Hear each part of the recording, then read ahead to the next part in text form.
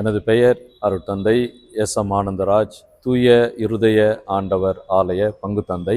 இந்த பங்கு நூற்றாண்டு கண்ட பங்கு. 1921ஆம் ஆண்டு ஆரம்பிக்கப்பட்டு 2021ஆம் ஆண்டு வெகு விமரிசையாக நூற்றாண்டை கொண்டாடி இன்றும் உயிரோட்டமாக வாழ்ந்து கொண்டிருக்கின்ற ஒரு பங்காக அரக்கோணம் பங்கு அமைந்திருக்கின்றது. இந்த பங்கிலே இன்றைய தினத்திலே ஆண்டவருடைய பிறப்பை கொண்டாட நாங்கள் வெகு விமரிசையாக தயாரித்து கொண்டிருக்கின்றோம். இது வருடந்தோறும் இங்கு நடக்கின்ற முக்கியமான நிகழ்வுகளில் ஒன்றாக இருக்கின்றது. ஒவ்வொரு மனிதனது பிறப்பும் இந்த உலகிற்கு ஒரு செய்தியை கொண்டு வருகின்றது. மகாத்மா காந்தியடிகளின் பிறப்பு இந்தியாவிற்கு விடுதலையை கொணர்ந்தது.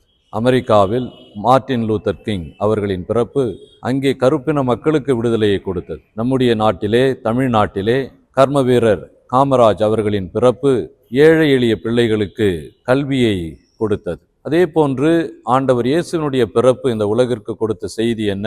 அன்பு. எல்லா மனிதர்களும் ஒருவர் ஒருவரை அன்பு செய்ய வேண்டும், ஒருவர் ஒருவரை மதிக்க வேண்டும், ஒருவர் ஒருவரை ஏற்றுக்கொண்டு வாழ வேண்டும், மன்னித்து அவர்கள் இருப்பது போல ஏற்றுக்கொண்டு வாழ்ந்து மனித நேயத்தை தங்களது வாழ்க்கையிலே வழிகாட்டு நெறியாக கொண்டு ஒரு நல்ல சமூகத்தை படைக்க வேண்டும் என்பதுதான் ஆண்டவர் இயேசுவினுடைய படிப்பினையாக இருந்தது. இந்த ஒரு மனித நேயத்தோடு வாழ்கின்ற பொழுது இந்த மண்ணுலகம் நிச்சயமாக விண்ணுலகமாக மாறிவிடும் என்பதுதான் ஆண்டவர் இயேசுவினுடைய போதனையாக இருந்தது. அவர் எங்களுக்கு விட்டு சென்ற அந்த அன்பு கட்டளையை நிறைவேற்ற ஒவ்வொரு நாளும் நாங்கள் முயற்சி எடுத்து கொண்டிருக்கின்றோம்.